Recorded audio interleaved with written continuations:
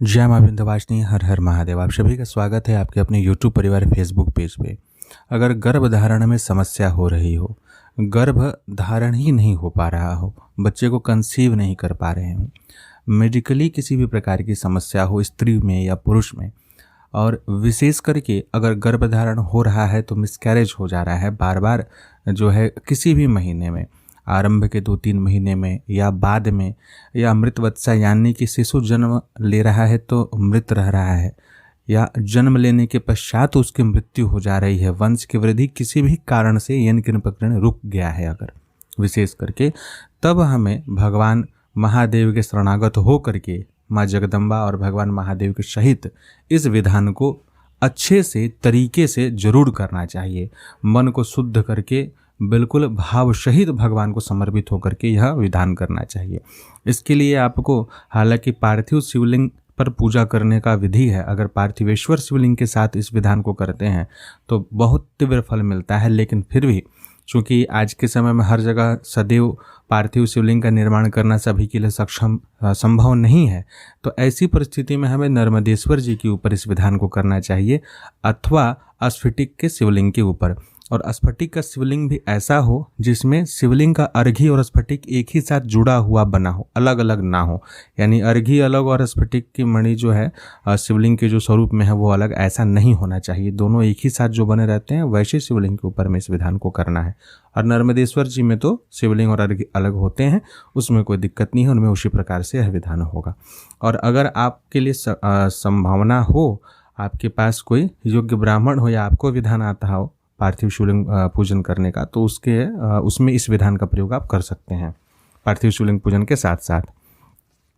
यह विधान आपको किसी भी महीने के शिवरात्रि, मासिक शिवरात्रि, प्रदोष इत्यादि से आरंभ कर सकते हैं, या फिर महाशिवरात्रि के समय करते हैं तो भी यह आपको करना चाहिए।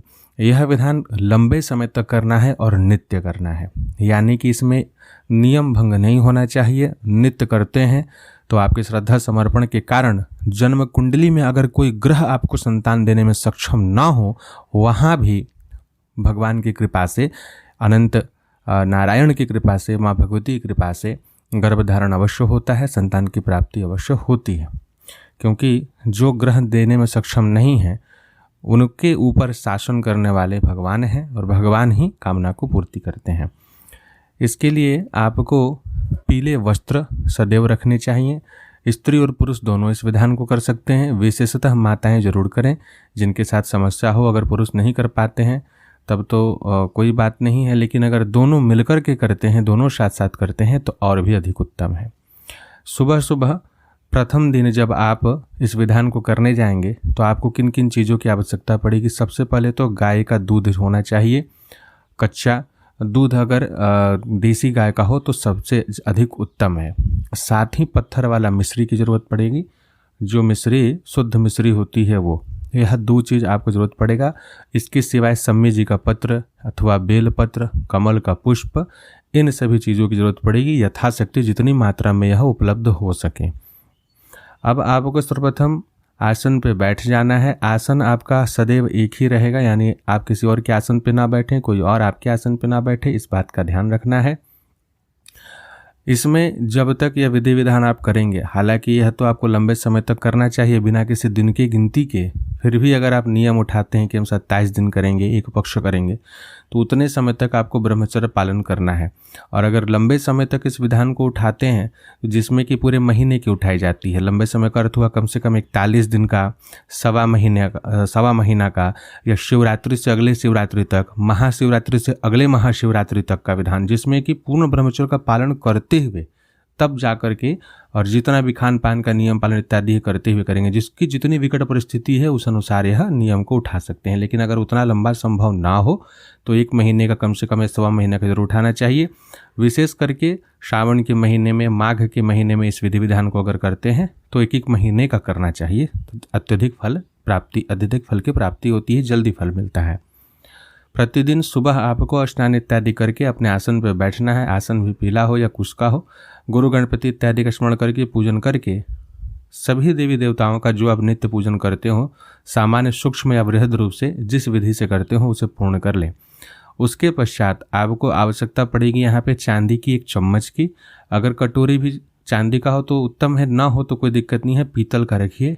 और उसमें दूध इतना लीजिए और चांदी का चम्मच जो होगा वो इतना बड़ा हो कि हम 1008 बार दूध को उस चम्मच से निकाल करके शिवलिंग के ऊपर जब डालें, सहस्त्र बार भगवान शिव का अभिषेक करेंगे इससे, तो उतना दूध उसमें होना चाहिए। यह आप अपने अनुसार ले लीजिए, आधा किलो लीजिए या 1 किलो लीजिए।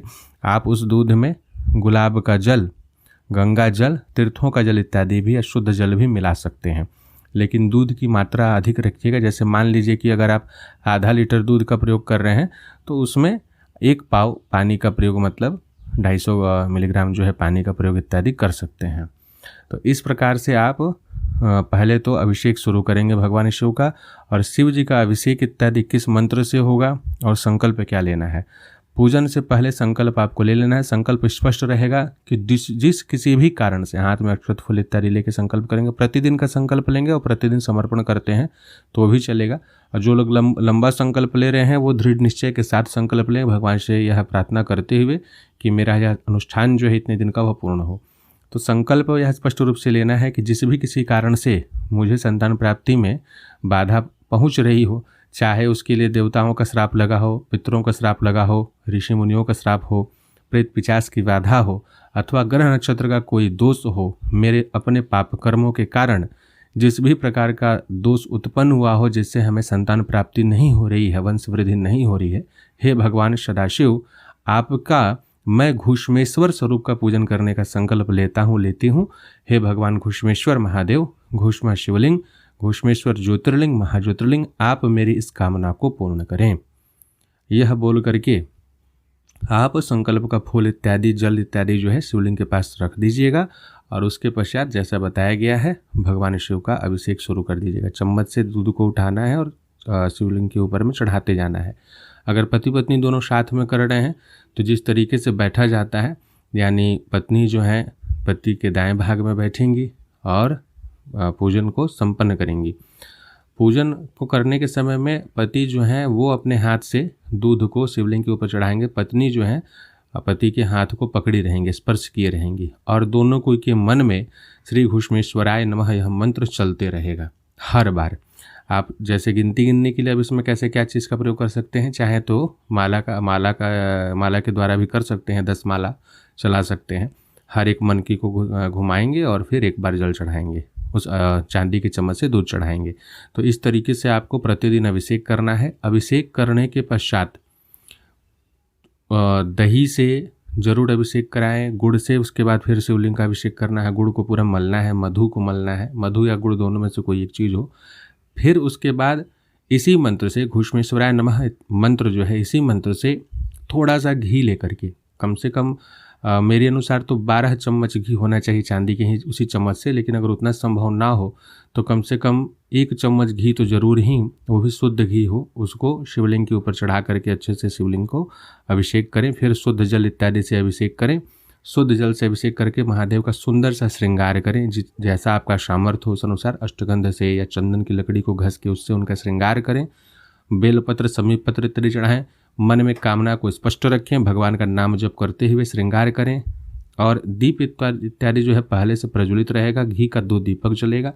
अंत में आप आरती करेंगे, प्रतिदिन आरती करना है, शिव जी का आरती गाना है और उसके पश्चात फिर जो है समर्पण करना है। तो यह कार्य आप प्रतिदिन करेंगे शिवरात्रि से आरंभ करके। अगर भगवान सदाशिव कृपा किए तो अति शीघ्र ही आपकी कामना फलीभूत होगी। आशा करते हैं इस विधान से आप सभी को अवश्य लाभ होगा। भगवान घुष्मेश्वर महादेव आपकी कामना पूर्ति करेंगे, वंश वृद्धि होगी, धर्मयुक्त संतान की प्राप्ति होंगे, जिससे कि वह भी कोई तेजस्वी आत्मा गर्भ में आए भगवान शिव की कृपा से, और उनका भी उद्धार हो, आपका भी उद्धार हो, ऐसा हम कामना करते हैं। जय मां विंध्यवासिनी। हर हर महादेव।